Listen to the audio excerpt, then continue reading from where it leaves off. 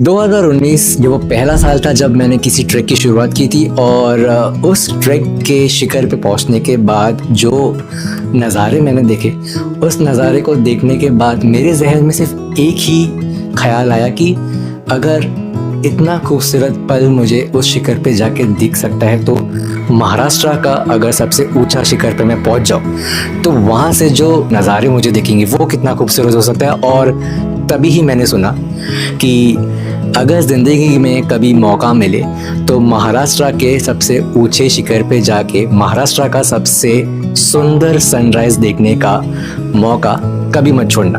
और बस आज वही कहानी मैं आपको सुनाने जा रहा हूँ कि मैं एक ऊंचे शिखर पे हूँ महाराष्ट्र के और मेरे सामने है महाराष्ट्र का सबसे खूबसूरत दृश्य, sunrise from the Everest of Maharashtra, Kalsubai शिखर।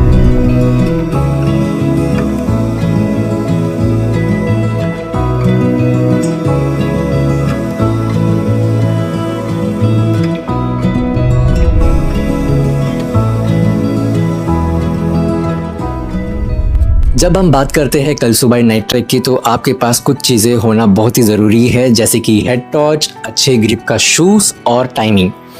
आप कहीं से भी अपनी जर्नी की शुरुआत करो, आपको बारी विलेज से अपनी जर्नी की जो शुरुआत है वो करनी होगी लगभग रात के 12:30 से 1 के बीच में, क्योंकि आप चाहोगे कि आप सुबह सनराइज से पहले कलसुबाई शिखर पे पहुंच जाए। और यही तो पूरे ट्रैक का मोटो है कि हमें देखना है महाराष्ट्र का सबसे खूबसूरत sunrise from the Kalsubai peak.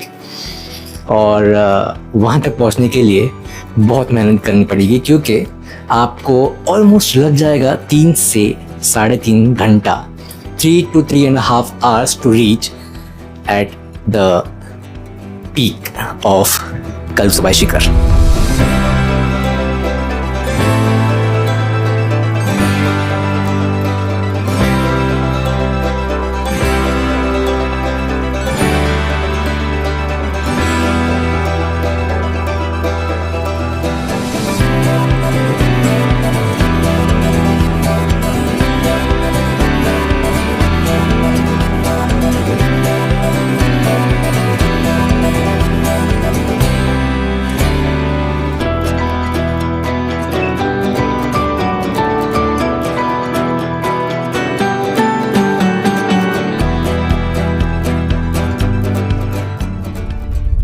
जब हम इस ट्रैक को कर रहे थे तब शायद मेरी नसीब अच्छी थी या तो मेरी टाइमिंग अच्छी थी, क्योंकि उस वक्त स्काईज पूरे क्लियर थे और मैंने देखा skies with full of stars.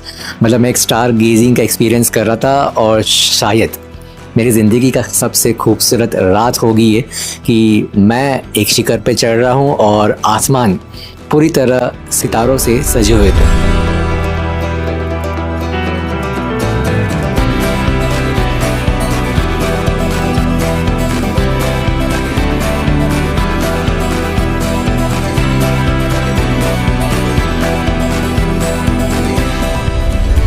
After 3.5 hours के ट्रैक करने के बाद हम पहुंच चुके कलसुबाई शिखर पे और जिस मोमेंट का मैं वेट कर रहा था वो फाइनली मेरे सामने था।